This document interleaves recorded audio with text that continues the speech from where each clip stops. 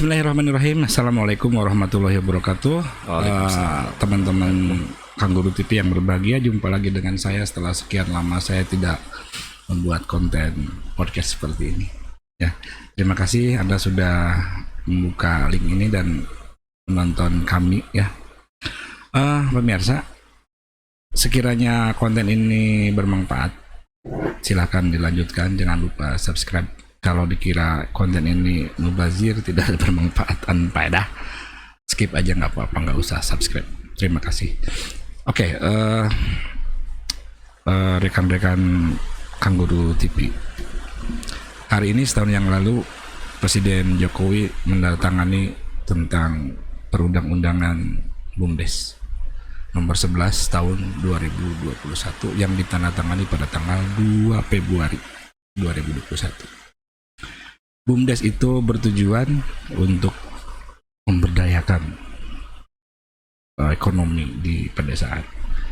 Jadi pemirsa harus tahu bahwa sekarang desa itu bukan hanya sekedar social institution, tapi sudah menjadi commercial institution, yang harapannya BUMDes ini bisa membuat perubahan dalam bidang perekonomian masyarakat pedesaan.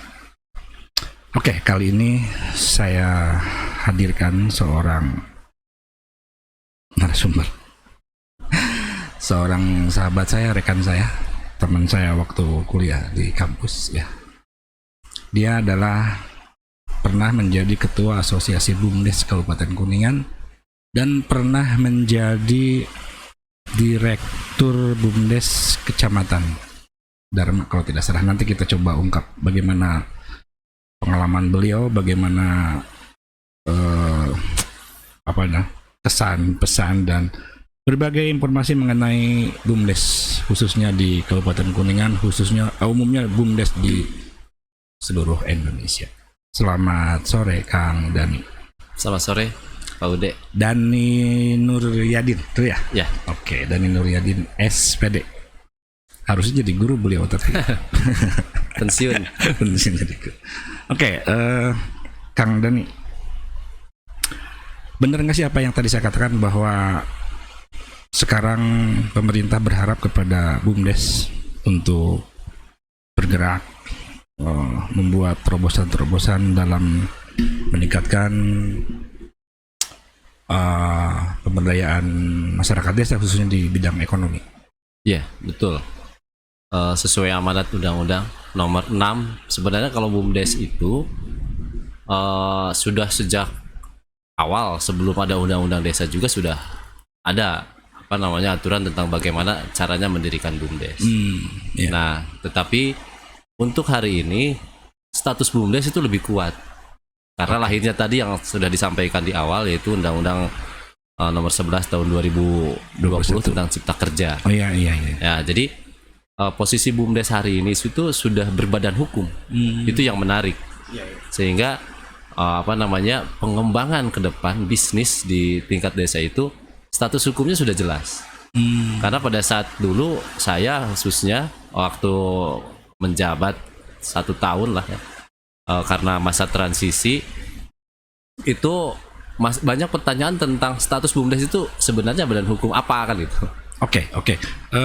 Kang Dani, sebelum dilanjutkan ya, supaya nih pemirsa juga paham, saya juga sebetulnya belum paham banget. Tadi sempat saya baca-baca di awal bahwa tanggal 2 Februari 2021 Presiden Jokowi menandatangani perundangan tentang BUMDes, betul ya? Betul. Tapi tanggal itu bukan berarti berdirinya BUMDes. BUMDes sebetulnya sejak kapan sih ada pemikiran atau perundang-undangan atau konsep tentang BUMDes itu sendiri?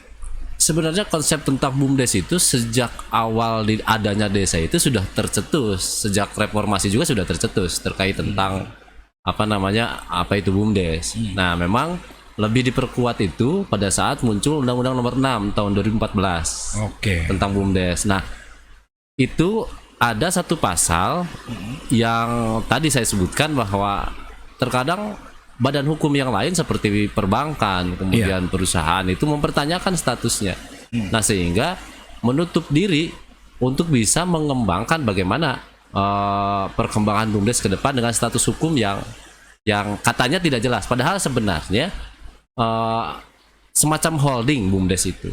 Karena di BUMDes itu bisa mendirikan PT, bisa mendirikan CP dan yang lain-lain sesuai hukum. Nah, sekarang karena statusnya badan hukum, maka BUMDes itu jadi menarik. Jadi ketertarikan perusahaan-perusahaan besar di Indonesia, termasuk ini ada salah satu perusahaan besar di Indonesia yang sudah tertarik dan bekerja sama dengan BUMDes dan investasinya luar biasa. Nanti sambil ngobrol sambil berjalan kita akan bahas perusahaan apa sebenarnya yang sudah membidik di BUMDes. Hampir banyak. Karena apa? BUMDes kalau ada di setiap desa berarti ketika kita ingin mengirimkan sebuah barang maka ya ke desa kan gitu. Iya betul. Basicnya ada di desa. Kalau perkotaan kan mereka sudah banyak lah ya, tapi dengan basic di desa maka semua terjangkau oleh jaringan tersebut dan BUMDes bisa dioptimalkan di setiap desa. Oke, sepengetahuan Adani ya, sejauh mana sekarang BUMDes sudah membuat perubahan-perubahan atau lonjakan-lonjakan dalam pertumbuhan perekonomian masyarakat desa? Ya, kalau dilihat dari beberapa contoh di Indonesia khususnya, umumnya ya di Indonesia, kalau kita berbicara Kuningan mungkin sudah ada beberapa desa yang memang penghasilannya itu sudah bisa luar biasa karena bisa hampir sama untuk di Kuningan ya, sudah ada yang hampir sama dengan dana desa yang diberikan oleh pemerintah pusat. Nah, sehingga itu kan berarti nilai atau nominal keuntungan dari pengelolaan setelah dikurangi operasional biaya-biaya yang lain masih bisa menyisihkan kalau tidak salah itu hanya 20% dari keuntungan bersih yang dikembalikan menjadi PADes. Itu ada di aturannya di Perda, biasanya di Perda dan di Perpu. Nah, sementara di Indonesia kemarin nih ada satu desa saya juga pernah berkunjung ke sana dan kebetulan pernah diskusi juga dengan kepala desanya di Panggung Harjo, daerah Yogyakarta. Memang desa tersebut itu satu desa itu ada 20.000 penduduknya. Iya. Nah, menariknya itu tidak serta-merta ngebangun BUMDes itu 1 tahun harus berhasil, tidak bisa. Bisnis apapun tidak bisa, apalagi BUMDes tidak hanya pure bisnis murni untuk mendapatkan keuangan. Ingat, didirikannya BUMDes bukan hanya untuk mendapatkan sebuah keuntungan. Walaupun badan usaha sekalipun. Karena badan usaha milik pemerintahan desa yang dimanfaatkan untuk sebesar-besarnya kesejahteraan masyarakat desa, maka ada kaidah-kaidah yang harus dijalankan oleh BUMDes yang tidak bisa mematikan perekonomian desa. Nah, jadi tidak boleh hadirnya BUMDes usaha-usaha masyarakat menjadi mati suri. Nggak bisa seperti itu. Nah, justru hadirnya BUMDes itu adalah harus bisa ikut serta dalam rangka mensejahterakan masyarakat. Ya, tujuan kita semua kan Indonesia itu negara sejahtera. Tanpa membunuh usaha yang sudah ada. Tanpa membunuh usaha yang sudah ada. Oke, sebetulnya BUMDes ini wajib nggak sih? Atau memang opsional, Pak? Semua desa wajib ada BUMDes atau sesuai dengan penerimaan dana desa? Atau gimana? Nah, sebenarnya ini yang kadang-kadang menjadi menarik buat kita bahas. Ada yang berpendapat bahwa BUMDes itu wajib di setiap desa. Terus kemudian ada yang berpendapat juga BUMDes itu ya opsional, tergantung kan gitu. Ada yang bilang bahwa tergantung apakah desa itu ada potensi atau tidak. Nah, jadi kalau kita merujuk pada Undang-Undang Nomor 6 Tahun 2014 tentang desa, khususnya saya lihat kopean ya karena takut salah. Santai. Jadi di pasal 87 ayat 1 itu desa dapat mendirikan BUMDes. Bukan wajib ya? Bukan wajib. Jadi tidak serta-merta desa yang menerima dana desa harus ada BUMDesnya, tidak ada kaitannya? Tidak. Tetapi memang ini adalah lembaga atau lembaga non pemerintah, bukan lembaga bukan lembaga pemerintahan, tetapi di bawah naungan pemerintahan. Sama halnya seperti kalau di tingkat nasional mungkin ya Pertamina, BUMN. Ya BUMN lah ya, itu BUMN. Kalau di tingkat provinsi kabupaten ada BUMD kan begitu. Nah, banyak lah kalau misalkan di Jakarta ada Jakpro kan gitu. Ya semacam seperti itulah, ada PD Pasar dan yang lain-lain. Jadi cuman yang harus ditekankan itu bukan euforia pendirian BUMDesnya. Tetapi harus bagaimana BUMDes itu punya manfaat dan kebermanfaatan yang luas untuk masyarakat, khususnya masyarakat desa setempat. Nah, balik lagi tadi, tidak perlu kita berpikir wah ini BUMDes harus punya untung sekian. Tidak. Di Panggung Harjo saja itu membangun BUMDes bisa sampai sekarang sekitar 8 miliaran per tahun PADes-nya, dan bisa membuat program satu rumah satu sarjana. Nah itu karena tidak cukup sebentar, hampir 8 tahun beliau membangun itu. Jadi di desa itu membangun itu hampir 8 tahun, dan harus juga didorong oleh masyarakatnya yang ikut serta gitu. Jadi tidak bisa tidak bisa hanya melihat ketika ada kesalahan koreksi tapi tidak mau memberikan solusi. Nah itu kan hal-hal yang seperti itu yang kadang-kadang justru akan menurunkan kebermanfaatan lahirnya BUMDes itu. Oke. Nah, tadi saya sempat dengar bahwa Kang tadi bahwa BUMDes itu terpisah dari lembaga pemerintahan ya? Ya betul. Artinya dia BUMDes ini punya struktur sendiri. Betul. Berarti kalau begitu BUMDes, sejauh mana sih BUMDes itu, atau sejauh mana seorang kepala desa dalam hal ini sebagai katakanlah penguasa wilayah dapat mempengaruhi keberhasilan BUMDes, atau memang BUMDes sangat tidak tergantung pada kualifikasi atau pada kemampuan si kepala desa? Atau tergantung atau gimana? Jadi kepala desa di dalam peraturan pemerintah nomor 11 itu sebagai penasehat secara otomatis. Ada dalam struktur itu. Ada. Sama lah seperti BUMD, bahwa bupati atau wali kota itu menjadi KPM misalkan. Jadi penanggung jawab utama. Nah, tetapi secara operasional kepala desa itu tidak terlibat. Secara operasional terpisah. Jadi ada pelaksana operasional dan ada pengawas. Nah, sehingga apapun yang memang harus yang akan dilaksanakan memang harus sepengetahuan dan seizin dari pemerintahan desa. Dari pemerintahan desa. Dalam tanda melalui kutip, Perdes atau gimana? Iya, melalui Perdes. Jadi dalam tanda kutip tadi kepala desa sebagai penasehat. Jadi kadang gini, jangan sampai disamakan antara kepala desa sebagai pribadi dan kepala desa sebagai jabatan kepala desa. Nah, maksudnya begini, kalau secara pribadi kadang-kadang orientasinya subjektif. Tetapi kalau dia sebagai kepala desa bahwa ada jabatannya sebagai jabatan, maka yang harus dilihat itu adalah masyarakat secara umum. Nah, yang memilih, yang tidak memilih setelah beliau seorang kepala desa menjadi kepala desa, maka semua adalah rakyat masyarakat itu. Ya, rakyat yang harus diakomodir oleh semua. Walaupun memang pada hari ini konsekuensi dari pemilihan langsung seperti ini, walaupun sebenarnya kan di desa itu sejak lama sudah terbiasa pemilihan ini. Nah, yang jadi menarik itu kenapa persaingan kepala desa sekarang itu jadi menarik? Kalau dulu kebetulan kakek saya 32 tahun jadi kepala desa. Pada nggak mau, karena apa? Karena tidak ada sesuatu yang jadi kalau dulu itu desa itu ya lillahi ta'ala, memang pengabdian. Nah sekarang kadang-kadang nilai itu ya tidak semua, tapi nilai itu ada yang memang melihat dana desa dan dede yang sekitar 1,2 1,6 miliar misalkan, itu menggairahkan ya. Nah itu cukup menggairahkan, sehingga alhamdulillah memang secara demokratis itu luar biasa. Ada 5 calon, 2 calon, 3 calon, dan masyarakat punya pilihan yang banyak terkait mana yang paling dipercaya gitu. Tetapi di sisi yang lain akhirnya kos politik menjadi lebih besar, dan kadang-kadang ya begitulah di tingkat desa. Luar biasa ya teman-teman. Ternyata sekarang BUMDes maksudnya BUMDes begitu. Saya sendiri sering sekali mendengar BUMDes gitu ya, tentang BUMDes, tapi sebetulnya saya sendiri nggak tahu banyak tentang BUMDes. Termasuk nih Kang Dani ya, termasuk mohon maaf nih, saya di sekolah kan ngajar ekonomi ya. Di bab tertentu ada badan usaha, ada materi tentang BUMN, tentang BUMD, tapi nggak ada materi tentang BUMDes. Saya pikir tuh udah saatnya BUMDes masuk dalam kurikulum SMA. Oke, Kang Dani, saya lanjut pertanyaannya ya.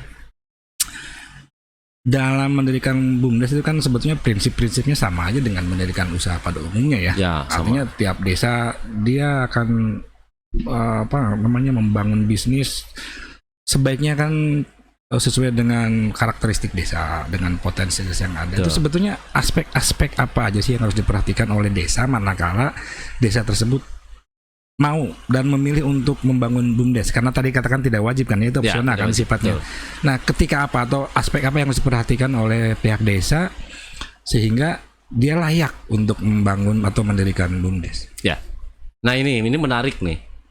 Tidak semua desa itu mendirikan BUMDes. Sepengalaman saya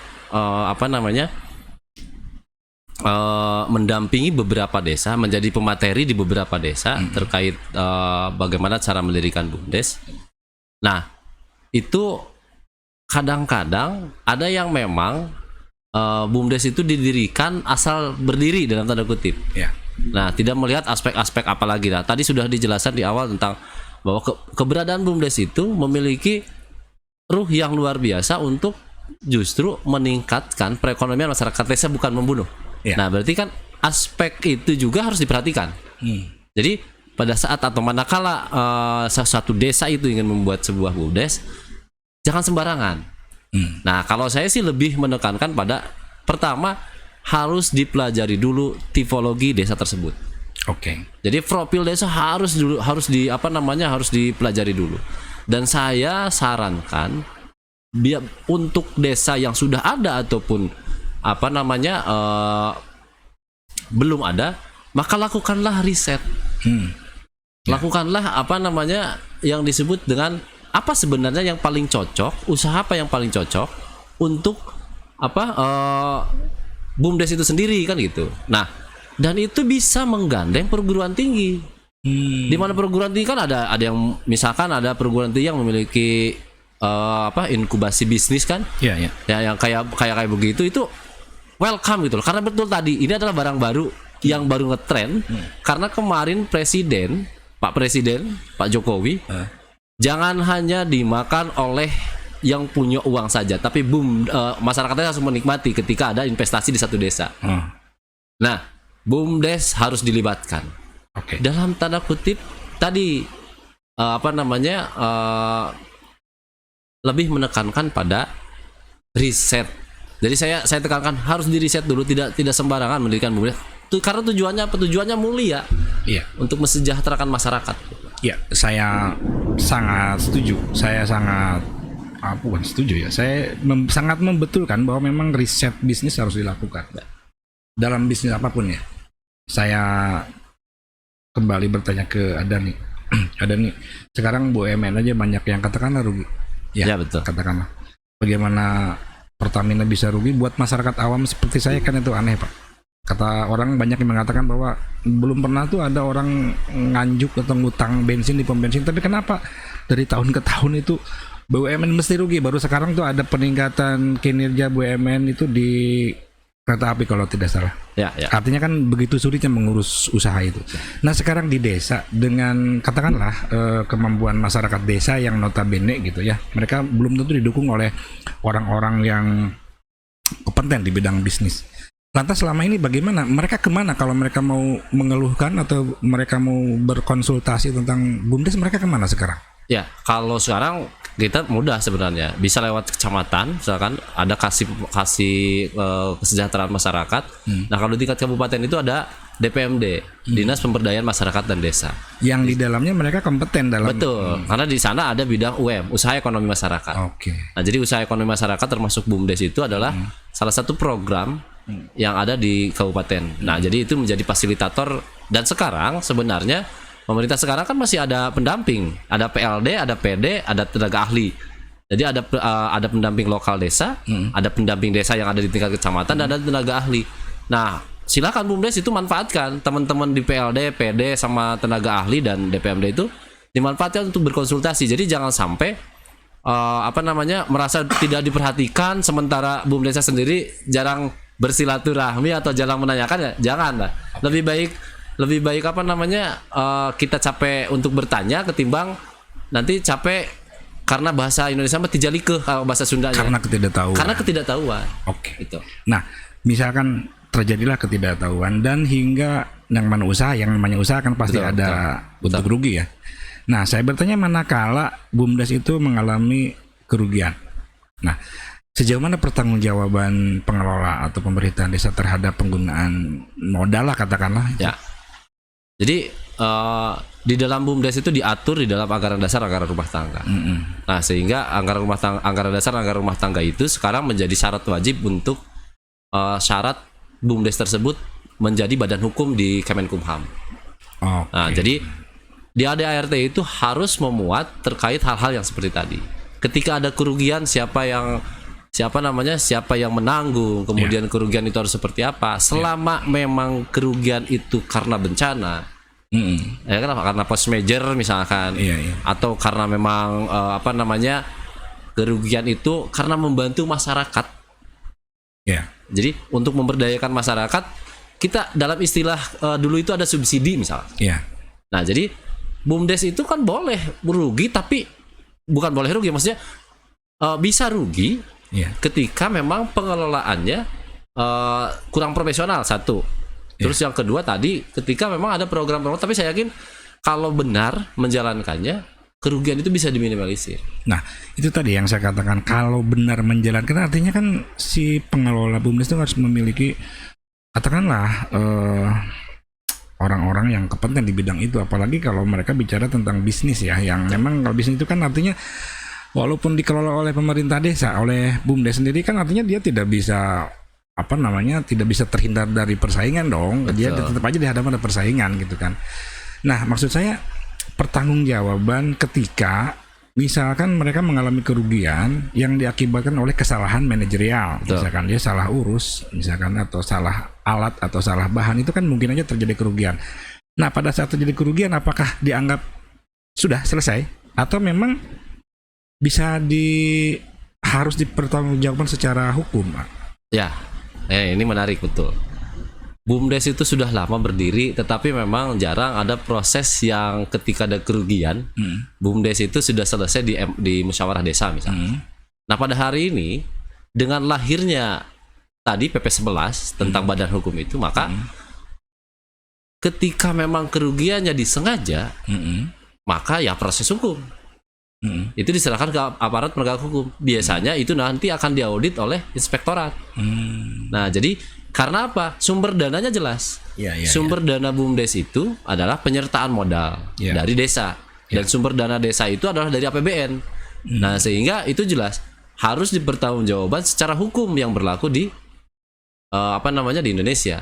Jadi ketika ada kerugian memang dia korupsi dalam tanda kutip lah, ya itu harus ini. Cuman kemarin saya dengar dari Kejari kalau tidak salah, yang di bawah 50 juta ke bawah itu harus cukup dengan diganti katanya. Dalam arti harus ada penggantian dana yang memang betul jika itu memang ini. Tetapi kalau lebih dari itu ya proses hukum. Oke. Kalau tidak salah kemarin ada bahasa apa sih? Oke. Nah, jadi artinya apa yang tadi bisa masuk sebagai pemeriksa tuh? Inspektorat juga sebetulnya bisa, sangat bisa. Sangat bisa dan harus bisa. Oke. Nah, belakangan ada nih, saya juga ada sempat baca-baca sedikit. Ada BUMDes ya, ada BUMDes bersama kalau nggak salah. Ya. Nah, gimana dong, ceritakan gimana tuh perbedaan antara BUMDes sama BUMDes bersama itu gimana? Ya, betul. Kebetulan saya berpengalaman memegangnya BUMDes bersama. Yang tadinya dulunya adalah unit pengelola kegiatan XPK PNPM. Dulu itu ada program pemberdayaan nasional masyarakat.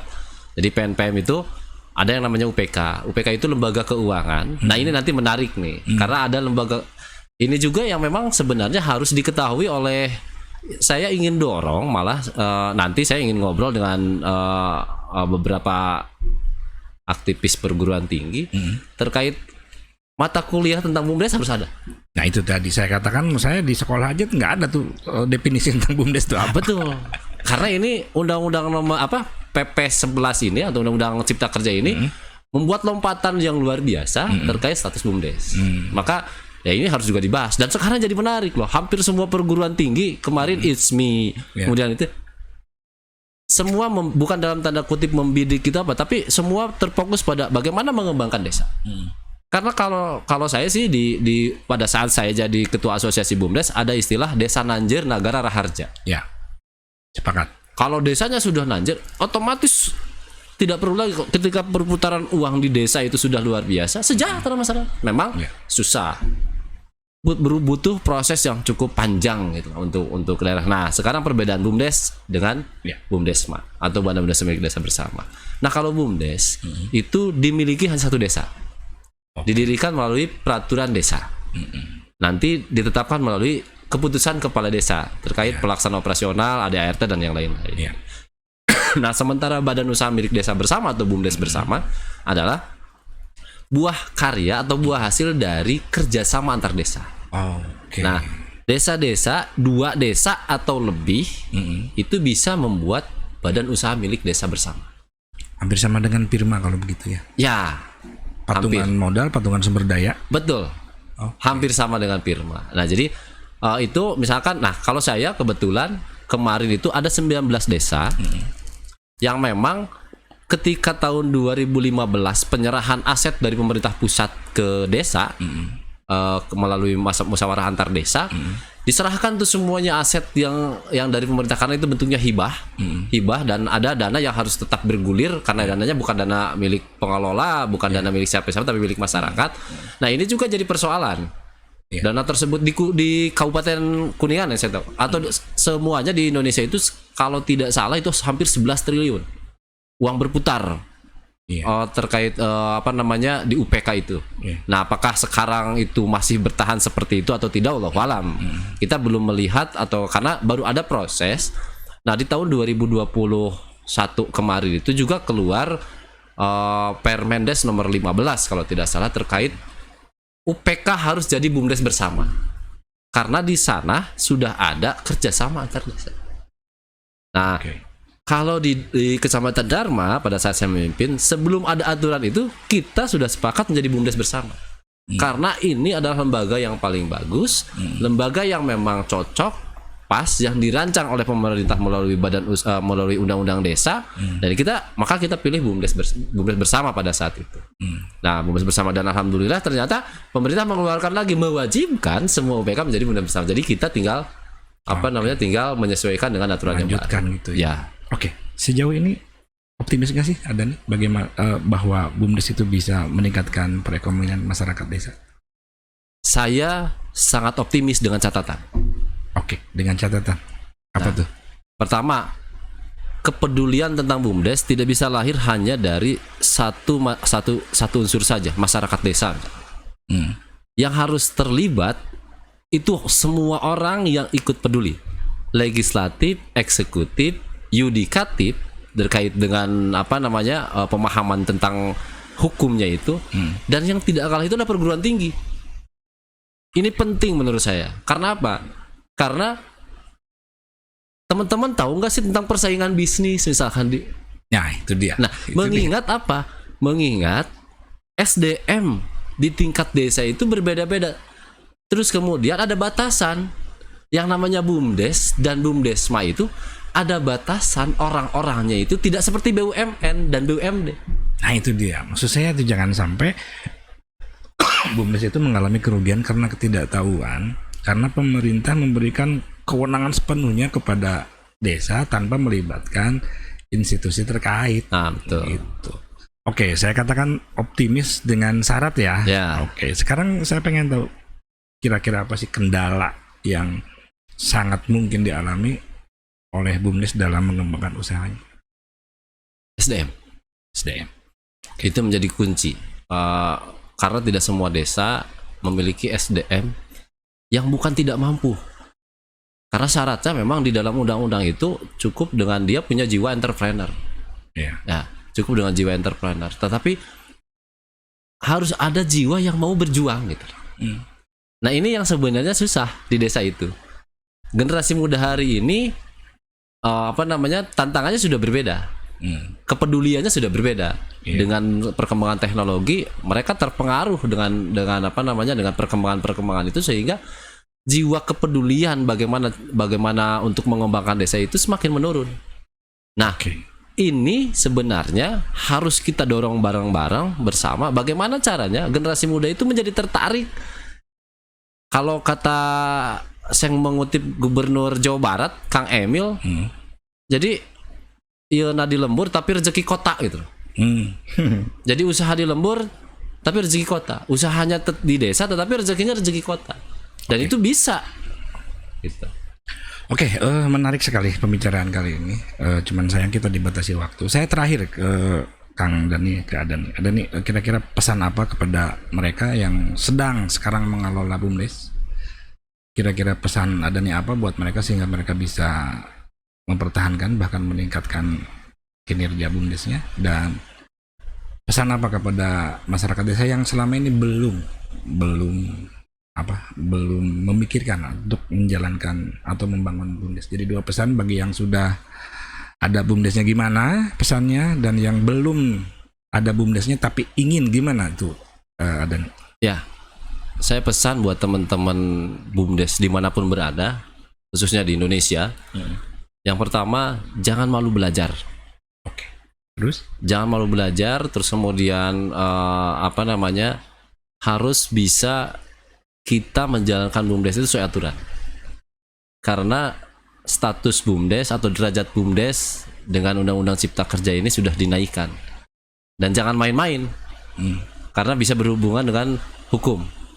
Karena sesuai dengan peraturan pemerintah nomor 11 itu harus sesuai dengan Undang-Undang Ketenagakerjaan. Nah, sehingga karyawan BUMDes itu nilainya sama seperti karyawan BUMN. Walaupun memang salary atau gajinya menyesuaikan dengan UMK atau UMR yang ada di kabupaten tersebut kan gitu. Semakin besar pendapatan BUMDes, bisa semakin besar juga pendapatan karyawan. Nah, itu pesannya seperti itu, dan jangan sampai coba-coba untuk main mata dalam tanda kutip. Karena apa? Karena kita negara hukum, karena kita adalah koridornya harus sesuai dengan hukum. Jadi, dan jadikanlah BUMDes ini menjadi ladang pahala, ladang pengabdian buat teman-teman yang ada di desa. Itu pesan buat pengelola. Yang sekarang sudah. Bagi yang mau atau yang belum gimana tuh? Nah, bagi yang mau atau yang belum, yang pertama saya pesankan adalah tadi, kembali ke awal, tolong riset. Itu menjadi syarat wajib, dan saya selaku pribadi, dan kebetulan saya juga punya lembaga Kuningan Foundation, akan mendorong untuk desa yang belum memiliki BUMDes dan akan memiliki BUMDes dan sedang ada BUMDes, maka harus ada riset bisnis minimal untuk yang belum, harus ada riset bisnis seperti apa, harus dibentuk tim, dan itu bisa melalui keputusan kepala desa. Terus kemudian yang sudah ada juga harus ada evaluasi dari tim independen. Kalau kita memang ingin betul-betul memajukan perekonomian tingkat desa. Karena apa? Ketika pengawasan seseorang, ketika diawasinya hanya oleh pengawas internal saja, kan ada dewan pengawas. Nah, tetapi tidak diawasi oleh masyarakat yang lain, dan tolong masyarakat juga awasi. Awasi dalam tanda kutip bukan berarti punya hak untuk ini untuk itu, tetapi pengawasannya itu bisa disampaikan ke dewan pengawas yang resmi ditetapkan di dalam keputusan kepala desa. Nah, nanti itu kan ada dewan pengawas internal. Jadi tapi sekali lagi tolong diriset bisnisnya agar manfaat keberadaan BUMDes bisa kita rasakan. Demikian pemirsa Kangguru TV. Bincang-bincang saya dengan Adani luar biasa menarik sekali. Cuman sayang kita dibatasi waktu ya. Jadi kita berharap kepada BUMDes, semoga keberadaannya sesuai dengan ekspektasi kita semua, mereka bisa bertahan dan mampu menjalankan perannya untuk meningkatkan atau memberdayakan ekonomi masyarakat desa. Amin. Yang belum dan yang mau mendirikan BUMDes, sekali lagi jangan lupa kata Adani tadi, riset, karena 99% keberhasilan usaha apapun diawali dengan perencanaan yang bagus. Terima kasih. Assalamualaikum. Saya dan Dani mengucapkan selamat sore.